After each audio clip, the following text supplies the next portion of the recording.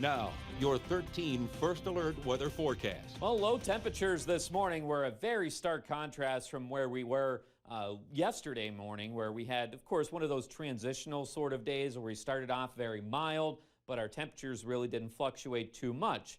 But earlier this morning, some places were more than 30 degrees cooler than they were just 24 hours prior. That translated to a lot of upper 30s in some of our lower elevations. Black River Falls bottomed out at 39. Tomah bottomed out at 37 degrees. Now, that was more of the exception as opposed to the rule, as a lot of us were mostly into the upper 40s and low 50s. This is still a little warmer than we would typically see for our overnight lows, but only by a matter of a couple degrees. Again, not those 20-degree differences like we've seen over the last couple of mornings. Our winds have played a big factor as far as our temperatures are concerned, and that'll continue to be the case. Remember earlier this week, we had those very breezy winds out of the south that brought our temperatures into the 80s.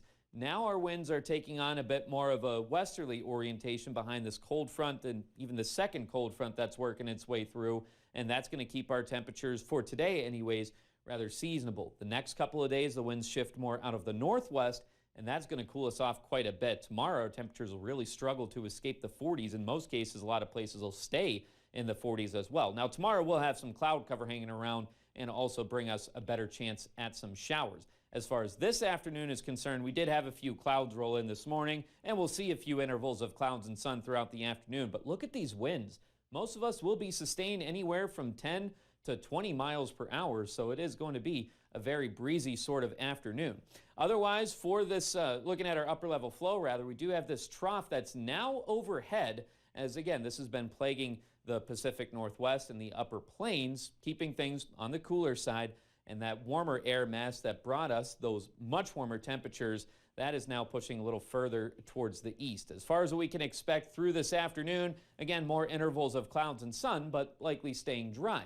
Tonight, those of us south of I-94 likely going to start off with a mainly clear sky. However, through the overnight, we'll see a batch of cloud cover roll in, and that'll bring us our next chance at some showers. Again, a little bit more widespread, but not going to be a drought buster. By the time this is all said and done, most places likely only seeing 1/10 of an inch or less. Looking ahead to Saturday, though, we'll have more intervals of clouds and sun yet again, but those northwesterly winds keeping us on the cooler side. Highs today, pretty seasonable for the most part. A lot of mid-60s, some upper 60s further towards the south. But tonight, cooling off quite a bit as our lows will likely dip into the lower 40s and some mid-40s for some of us. But looking at the next couple of days, continuing to cool off even more with highs in the upper 40s for tomorrow, with that chance at some showers before slowly rebounding back closer to average by the middle of next week. Now for his Sunshine Award, Jane Berzinski would like to nominate Margaret Rather in Main Street Hair Solutions and says, my granddaughter Lakin was diagnosed with glioma brain cancer.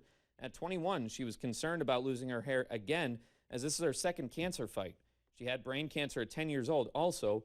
We've been devastated, to say the least. After Lakin started chemo again, we walked into Main Street Hair Solutions in Thorpe, not knowing what to expect. Margaret greeted us with a huge smile and made the whole experience so very positive. Now, if you'd like to nominate someone, send us an email or head over to our website at weau.com.